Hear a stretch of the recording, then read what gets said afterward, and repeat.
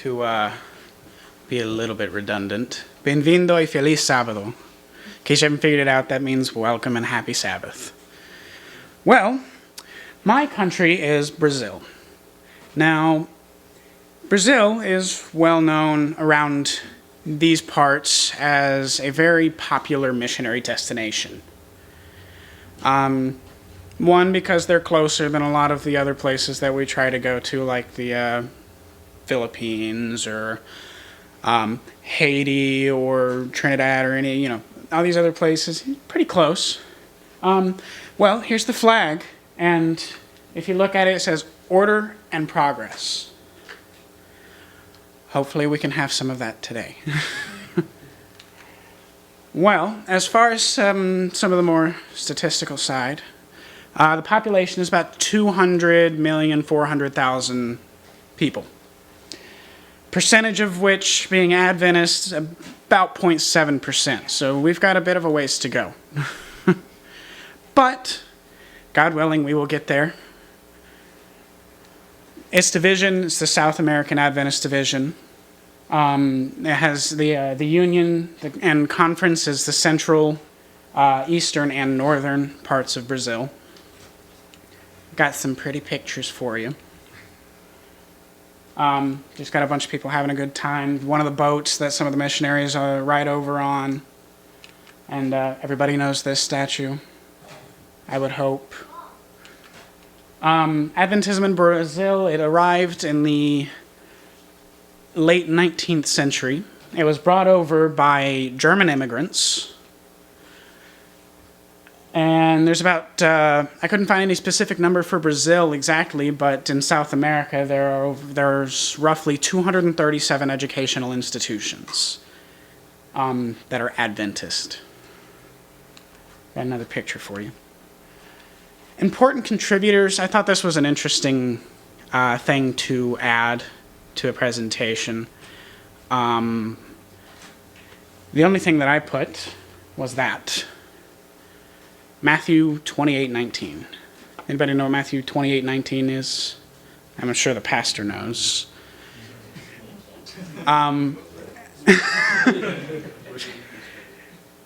It's the commission. It's God telling us to go to the world and teach and make disciples. So I felt that as far as important contributors go, I'm not going to put any specific people, because anybody that's willing to go over there and try to make a difference has made an important contribution. That's all he asks us to do, is to go and teach. And in that aspect, we will learn ourselves. It's the beauty of fellowship. I don't really have much else to say. That's the end of my presentation. I hope that it's been as pleasant for you as it was for me to make it, and educational. And let me see if I can do this.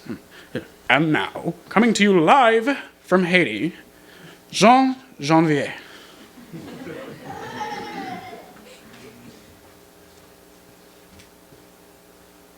Good morning, happy Sabbath. Happy Sabbath. And from Haiti, bienvenue, bon sabbat. Thank you. So this is Haiti. Oh, let's learn how to use this. A little bit about the geography, the location of Haiti.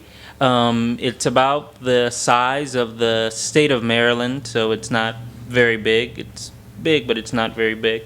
And it's a country that has a lot of mountains. The name Haiti in the Arawak language, the Native American language, actually means mountainous country. And being in the Caribbean and the Atlantic Ocean, there are also a lot of beaches there, and the weather is very tropical year-round. So it's located in the Caribbean, southeast of Florida, near Cuba, Puerto Rico, Jamaica, all of those other islands. So just to give you an area of where it is. And the languages that we speak are French and Haitian Creole, which is kind of like a dialect of French. So the religion in Haiti, um, the majority of Haitians are Catholic. Being in Latin America, there's a strong Catholic background, but there's a good group of Protestants, and the number of Protestants are increasing. Um, I don't have the numbers, but I think the Catholicism is like 80 something percent, and Protestants are probably 20 something. Um, and the percentage of Adventists, which you'll see on the next slide, is around 4%, I believe. So, yeah, the population is around 10 million. So, percentage of Adventists is 4%.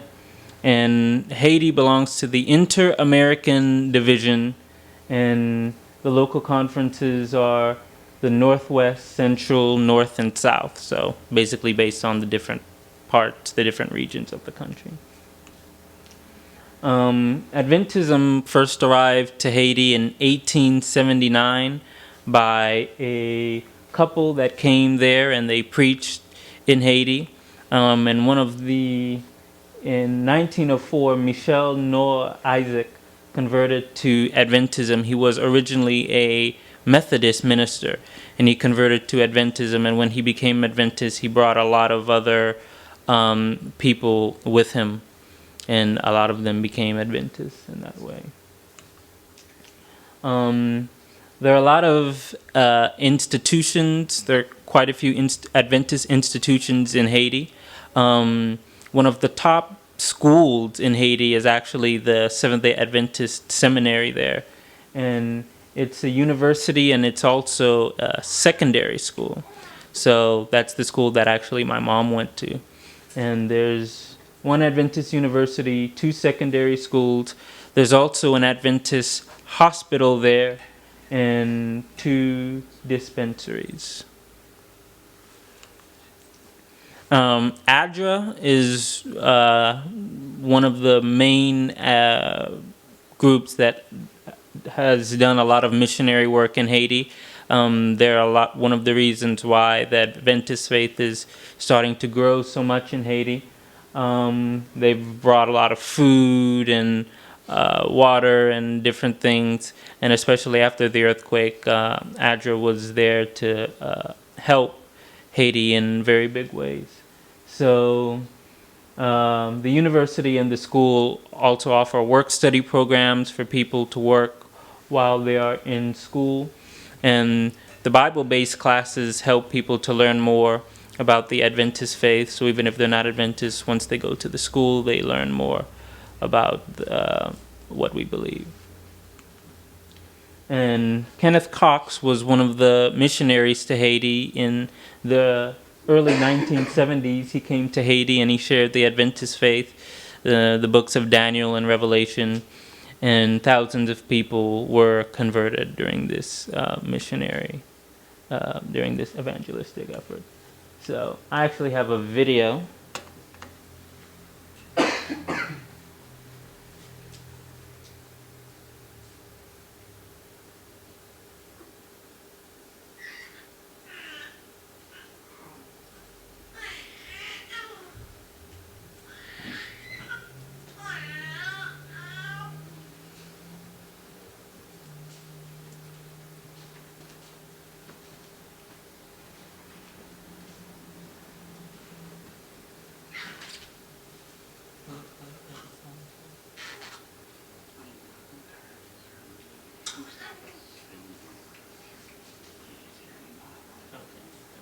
That's okay.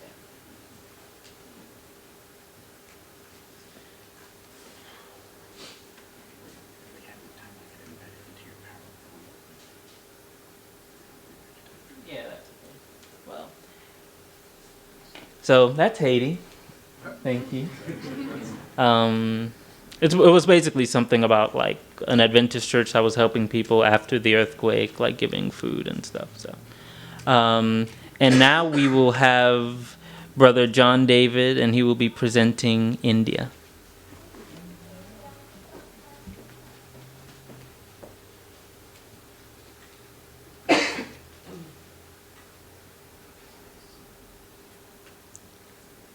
Thanks for the opportunity to say a word or two. I live in America. I'm missionary to America rather than missionary to India because I didn't live there very long. When I came here, I was in my 30s, early 30s. But it's my country.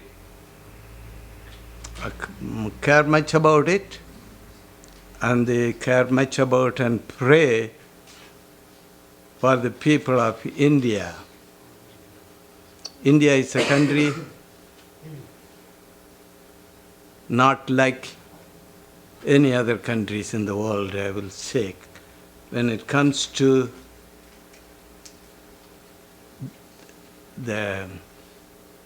of course, mainly anytime when we talk about a country, the religion base is very important. The people believe and think and do things based on their belief. India is a Hindu country, not only group of people, as a whole nation claim to be a Hindu country.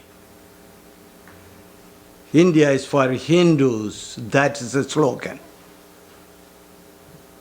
Although America was considered as a Christian country, now the president says it's not in any more Christian country. I couldn't believe it when he made the statement, "In God we trust" is removed, prayer in schools removed, anything acknowledging about God and Ten Commandments is removed.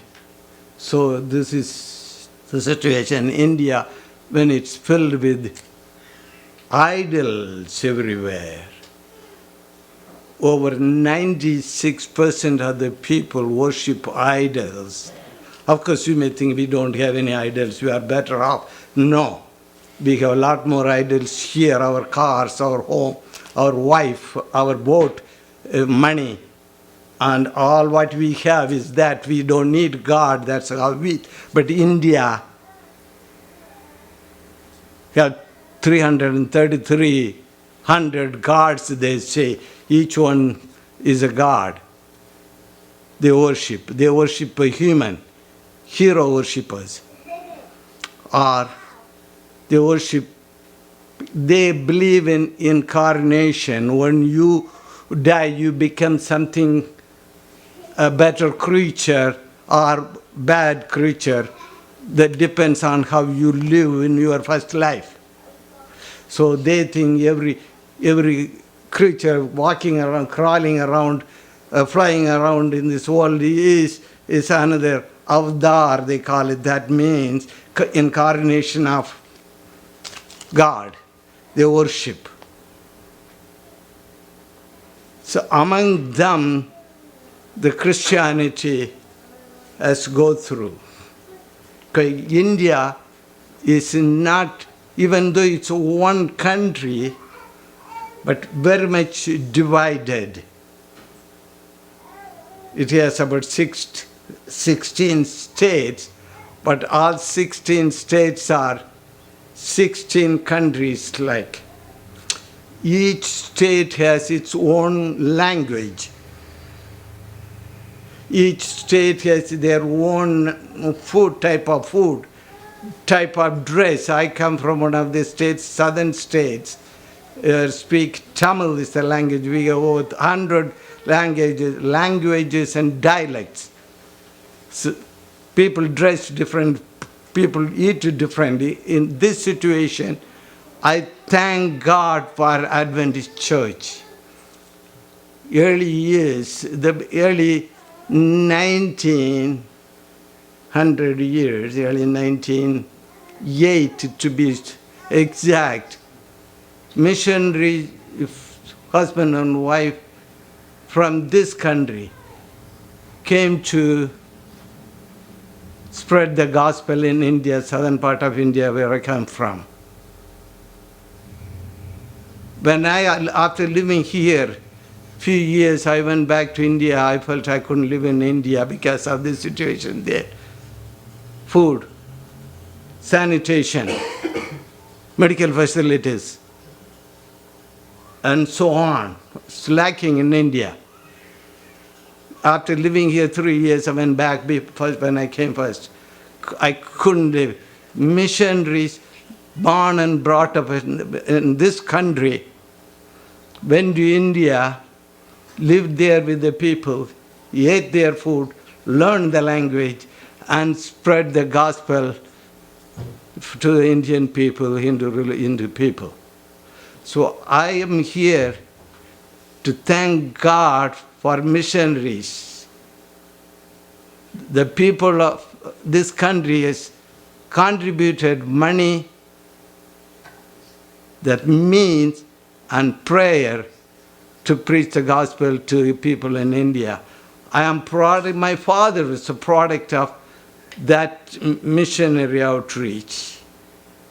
So as we gather together in this church, we are not only thinking of ourselves here. You cannot say you didn't have a part in converting people like me. Your prayer at home, prayer in the church, your contribution, every penny, $1 means 70 rupees in India, just like $70. We pay $10 for a meal, average meal here. There $1, American dollar, will give you a good meal. So every dollar you pay here, it helps spreading the gospel in India. So every bit you pay here, you are missionaries. You are doing mission work right here. God said, go ye into all the world and preach the gospel to every kindred, tongue, and nation. Okay, you all cannot, God didn't make it possible for all of us to go. You are missionaries, rest right here, you are doing missionaries work. I want you folks to know, when you put your offering in the offering bag, that reached India, for sure you can make, in your minds, you are doing the mission work right from here. When you pray, your prayer is God is hearing your prayer to preach the gospel in other countries. In 1910, the church, the first church was organized in India. We have, just like here we have educational institutions, just like, see, if you go to one state, you understand the other state here, or same Adventist organization is same everywhere. We have hospitals, educational institutions, they are into health. Okay.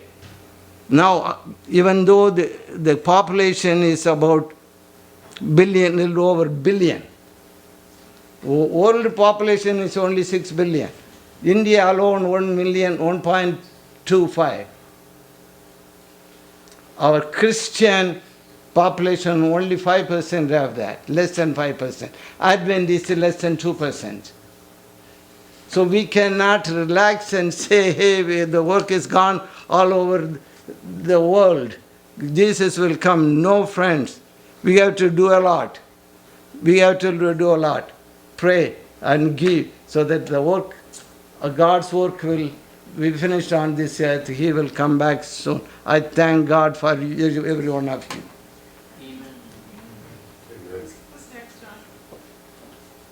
My good friend, Bruce, representing Philippines, will give you the message.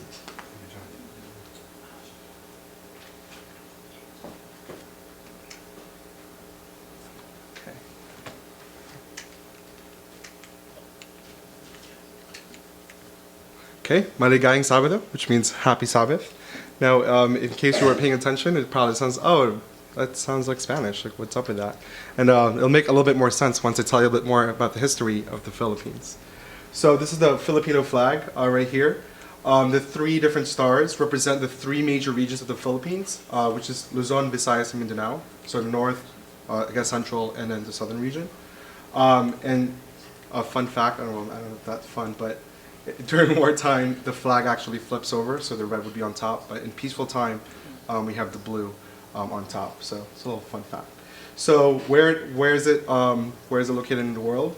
So it's actually just a tiny group of islands right here. So it's a pretty small country, but it's made of over 7,000 different islands. So it's considered an archipelago. So some facts about the Philippines. We have about 101 million people. That's about 1.37% of the world's population. Like I said, we have 7,107 islands. Our official languages are Filipino, which is based on the dialect. Oh, I'm so sorry. I wasn't on the mic. Can you guys hear me now? Okay, apologies. So our main language is Filipino, which is based on the dialect Tagalog. There's actually over 120 different dialects that are spoken among the different islands, but the one we use commonly is called Tagalog. And English is our other official language. And many years ago, I'd say maybe in the 40s and 50s, Spanish was actually one of our official languages. And there's other 8 major dialects too, but I'm not going to go over those. The major religions, because we were colonized by Spain in the 1500s, we have a huge Spanish influence, and a lot of our people are Roman Catholic. But we also have a lot of Protestants. And in the southern region, so all the way right here, we have a lot of Muslims. And actually, if you ever go down to the southern part of the Philippines, it's almost like you're in a different region, because the influence of Islam is so great that you're almost like not even in the Philippines, at least not compared to the north and central. Yeah, and just like a little fun fact over there. The total number of Adventists, we actually have a decent amount. We have almost 1 million Adventists in the Philippines. And we have 3 major conferences. We have the North Philippine Union Conference over here in Luzon. In the middle, we have the Central Philippine Conference. And in the south, we have the South Philippine Union Conference. So the Adventism was first introduced by this man called Robert Caldwell. He was from Australia, and this happened around 1905, so over 100 years ago. So it's been around for a while. And the first church was established in Santa Ana, Manila, in Luzon. And right now we have at least one major university, the Adventist University of the Philippines, and there's other colleges and academies and lots of different elementary schools, and also lots of different hospitals. I'm not going to go over this. I didn't realize we weren't supposed to include that much information. But these are the major contributors to the development of Adventism in the Philippines. So we have a lot of people that basically began churches. They began lots of different hospitals, and they did a lot of health outreach. So I'm not going to go over that. So I'm just going to talk to you guys about one organization in the Philippines called the Philippine Adventist Mission. And this was started by this couple. That's the couple right there. I think he's Australian, but I'm not sure. Or New Zealand, one of those. But basically, one of their missions was last year. They had it in Dumaguete City in Negros Oriental, and about 3,000 Adventists got together, and we had this elder who basically traveled to the Red Sea and looked at different artifacts that were related to the Old Testament. So that was just a way of validating the reliability of the Bible. And 496 people were baptized last year, and this is something that they do every year, which is pretty cool. They also do to try to start up churches in different regions, and they have DVDs, and they distribute different literature. And that's it. Thank you. Oh, and I would like to introduce Puerto Rico, Kenneth.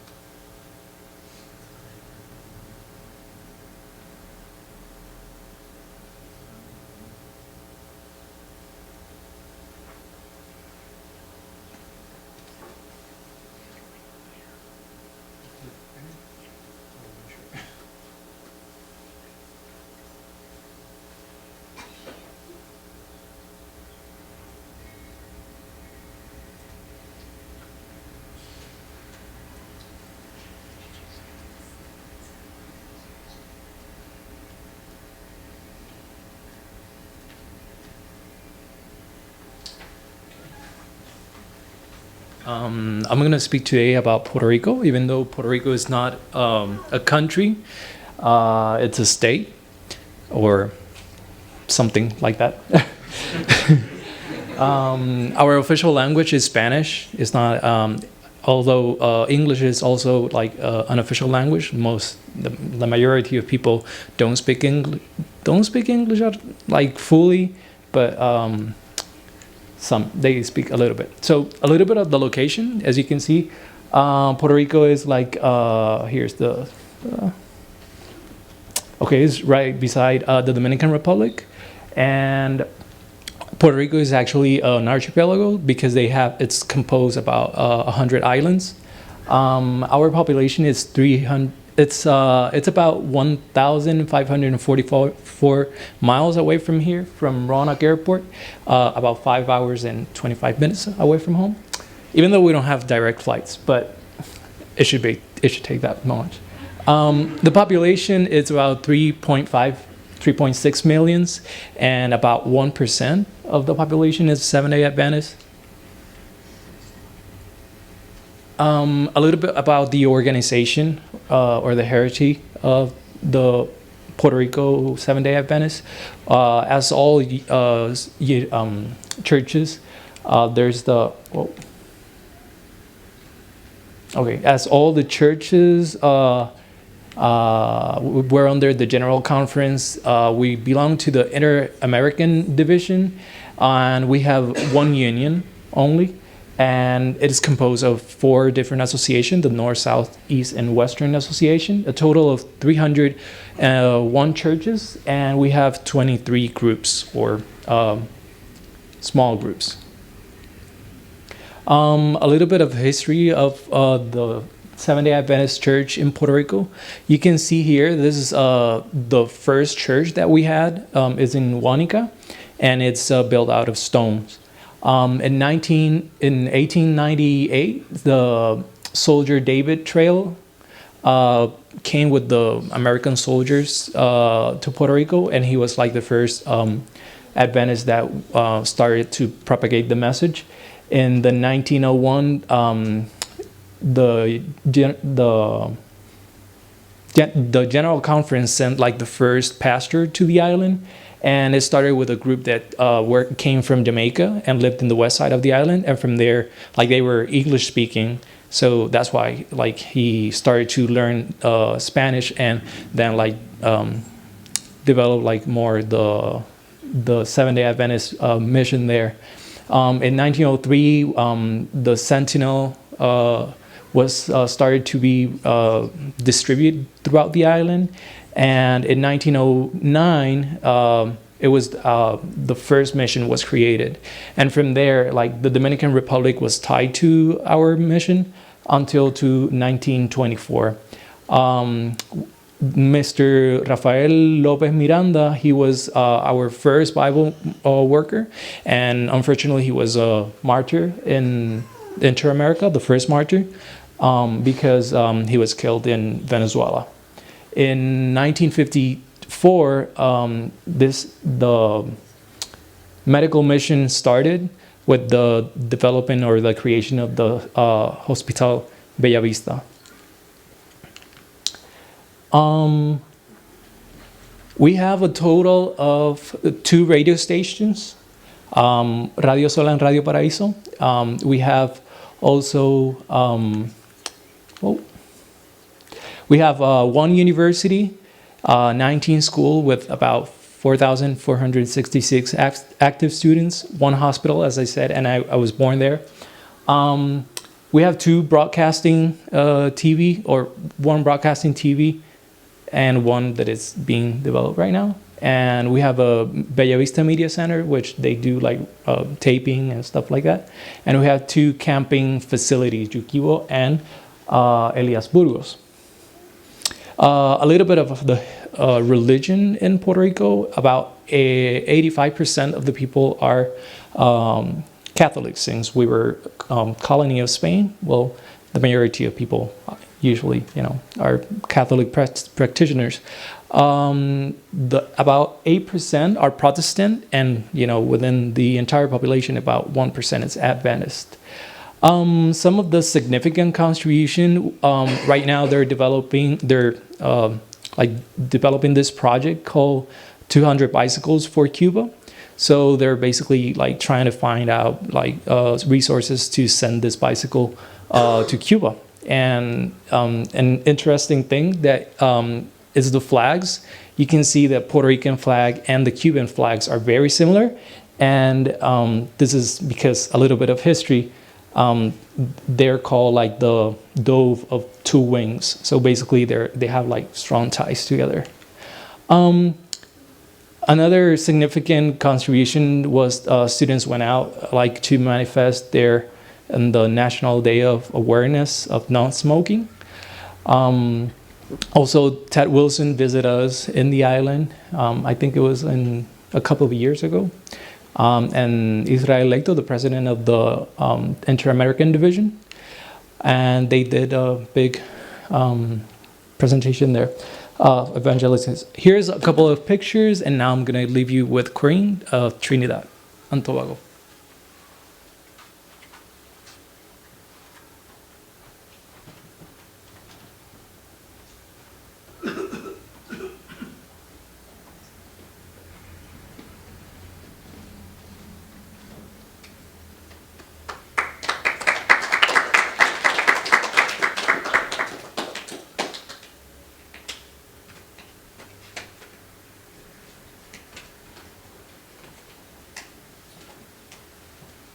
I'm gonna leave that to Josiah. You know why? I didn't even find the mouse. It's okay. I can find it on other times, but today not. Well, once again, I want to tell you, welcome from Trinidad and Tobago, sister islands. Columbus discovered Trinidad and Tobago in 1498. And on that island, on those two islands, there were Amerindians, which are native Indians stretching from Peru. So they had migrated all the way up from Peru to the islands of Trinidad and Tobago. As the Spaniards took over, they took the Indians to other countries, such as Cuba and some of the other Central American countries. In the 1780s, African slaves were brought to Trinidad. In the 1845 or so, people from India and China began to arrive as indentured servants. And you can see with the mixture of those kinds of people, when you come to Trinidad, you will not be able to tell who is who and what is what. I've walked down the streets of Trinidad and seen a blonde-haired, blue-eyed man speaking like I would have spoken had I grown up there all the time. The cultures have truly melted.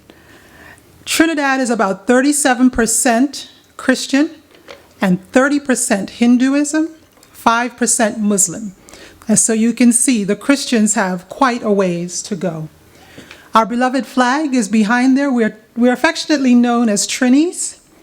And if you find a Trini, they may very well be waving this flag in your face to let you know that we're from Trinidad. Thus, the red, black, and white. To let you know where Trinidad is, it is located at its closest point, 7 miles from Venezuela. So we're right in here, and Tobago is right there. The sister islands are very different. Tobago was basically mostly of African heritage, and you can see the difference in the people groups as well as what is done there. The germ of Adventism arrived in Trinidad in the late 1800s. A copy of the Patriarchs and Prophets was brought. This is in my way. I promise I won't take long, but was brought by a literature evangelist to Trinidad, and that was where it began. That is a better picture of Trinidad and Tobago. This is what the Port of Spain, the actual capital, looks like off the hill. This is what a marketplace would look like in Tobago. You know why I like fresh fruits and vegetables. This is my favorite beach, Maracas Bay in Trinidad. This was the individual, and I did not write his name down, but he is one of the early individuals who came to Trinidad from America as a missionary. In the early 1900s, 24 people were baptized. The first church with 28 members in 1845. By 1914, there were over 700 members, and by 1917, the first ordination occurred. With that first ordination, they quickly realized that one elder was not enough to do what was needed to be done on the island that was definitely growing in Adventism. So they quickly ordained 7 other elders. The first hospital, this was a real nice trip for me, because the first hospital, in 1927, I have that's incorrect. That 27 is incorrect. 1930s, we had about 2,000 members, and that was 41 years later. This is our prime minister, our first prime minister, and I just want to share a quote that he made when he addressed the Adventist Union Committee in 1966. In conclusion, Dr. Williams said, "I compliment your leaders on their initiative for holding the conference and wish you well. The more power the Adventists get in Trinidad and Tobago, the better Trinidad and Tobago will be." That statement came just before Elder E.E. Cleveland arrived in September 11th to be exact. He arrived in Trinidad and he did a crusade. And I remember being a little girl sitting in the pews, hoping that there was something under my desk, under my chair, so I could win one of those prizes. It said 7,000 people were in attendance on the last night of the crusade. And that was one of the largest public gatherings held in Trinidad up to that time. Over 800 people were baptized. A year later, there were other baptisms. And in 1976, there were over 1,600 members. Today, there are over 116 churches with over 5,400 members. And what the Adventists in Trinidad are known for doing is actually helping, of course, with health and education. We have one university, which was called Caribbean Union College. It's now called, and so we had a lot of confusions with the CUCs, but it's now called the Southern Caribbean University. We have one hospital, and the reason I said that I was really intrigued, it was actually, construction was started on my birthday, February 1st, 1960. I never knew that. My mom worked there, and there is a lot going on in Trinidad as far as crime is concerned, and Adventists have come to the fore with helping with youth programs. Puerto Rico and Trinidad share the same divisional leader. I can't pronounce his name correctly, Leto. And so we are in that same division, Caribbean Union Conference, and there is still a lot of work to be done, not only in Trinidad, but in every one of the countries around the world. And it is our hope that as we have expressed this morning, just a few of the things that have happened over the time, many, many years, that we as a church will begin to do some evangelism. And I'll hand it over to Pastor Derry.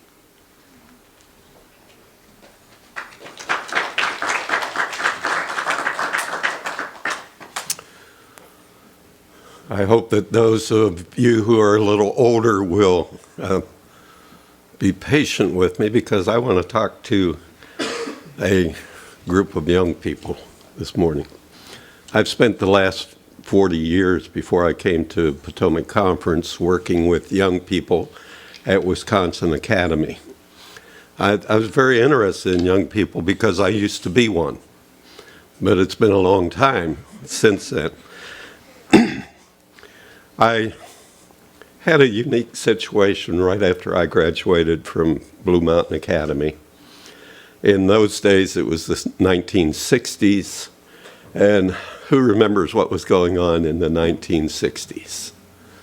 We had a little conflict going on, and I was there at the beginning of that conflict. The Vietnam War was just starting. I made the big decision after I graduated. We had a mandatory draft at that time. And I made the decision the day after I graduated from school to tell my draft board to put my number up for the draft to the top of the list. And so graduated in the end of May. In August, I was private in the Army, stationed at Fort Sam Houston, Texas, where they sent all the conscientious objectors who were in the Army for their basic training. The nice thing about San Antonio, Fort Sam Houston, was that we had a church there just about 5 miles off the base. Get the connection, Blacksburg's 5 miles away from here. We had this church who was very interested in the young people. And so they had what they called the Adventist Servicemen Center.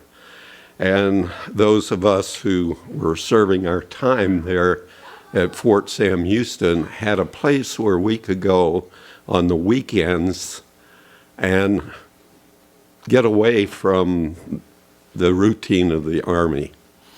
They provided Sabbath meals for us. They provided Sabbath evening activities. They provided something very important that I didn't realize then how important it was. But I realize it now as I've gotten older, and that is friendship. They provided us friendships that still continue to this day. People like Chaplain Thomas Green and others who still are in our lives today, amazingly. I didn't realize how important it was at that time. After I finished my training at Fort Sam Houston, I volunteered for a project.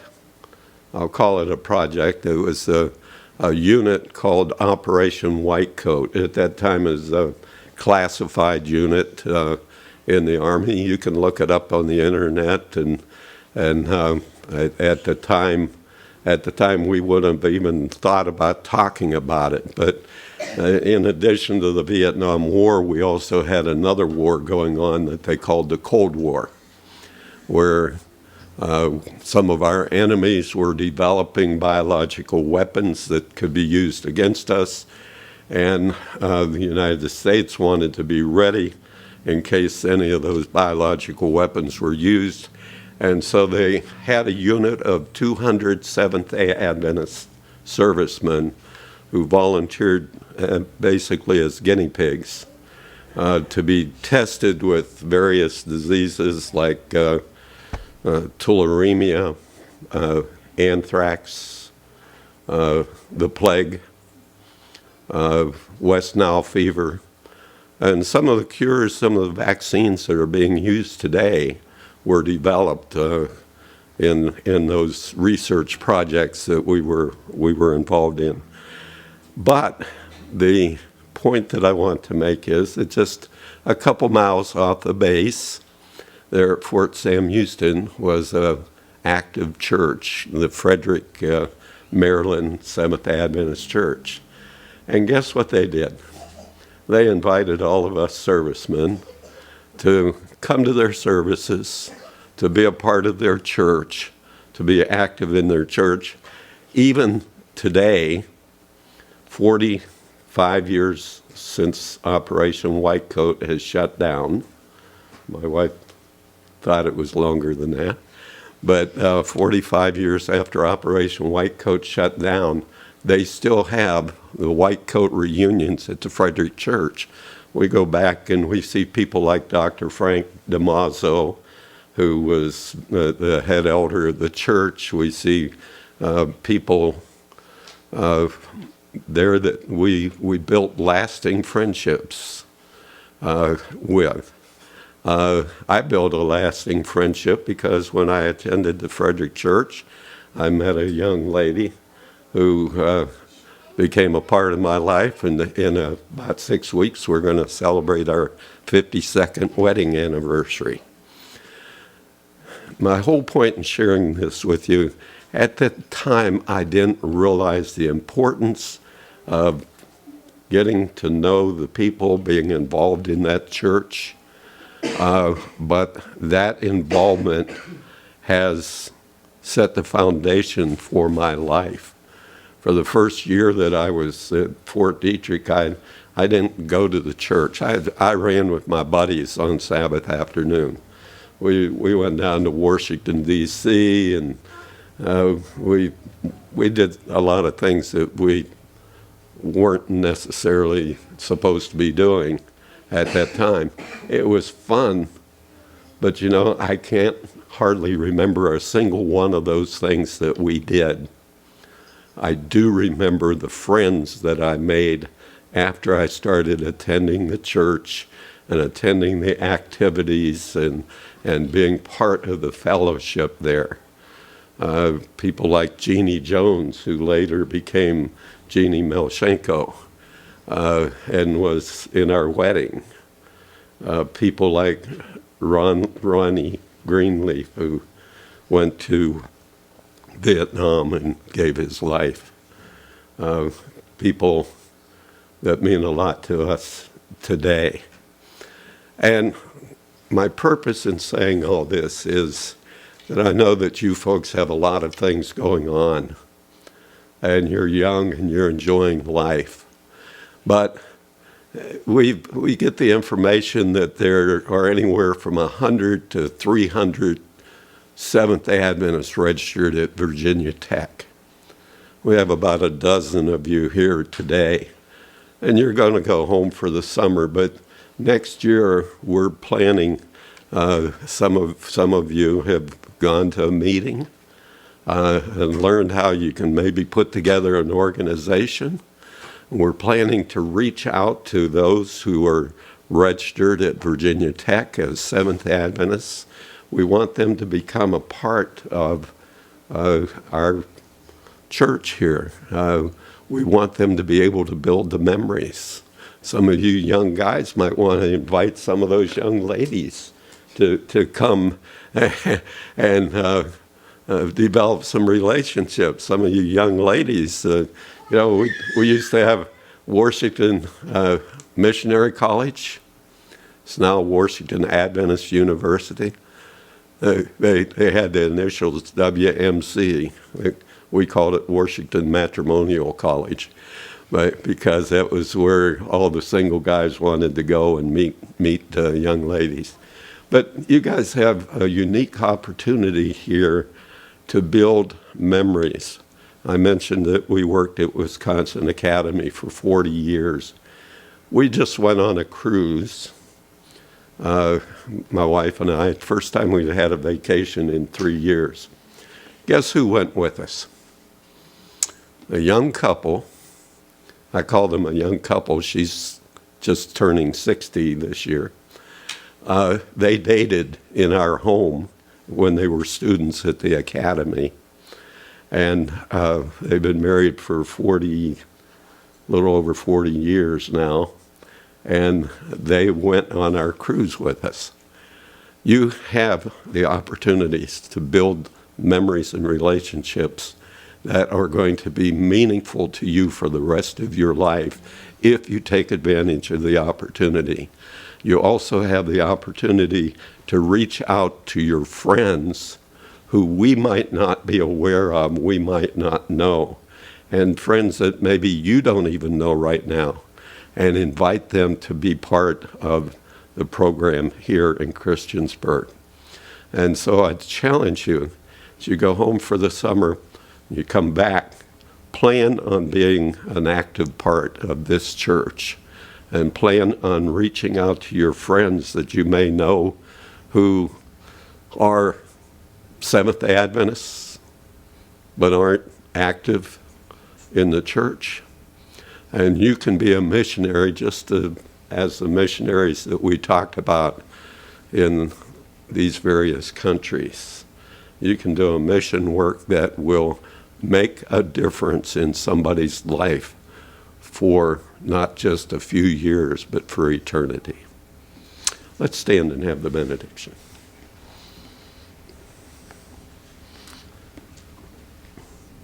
Father in heaven, we thank you for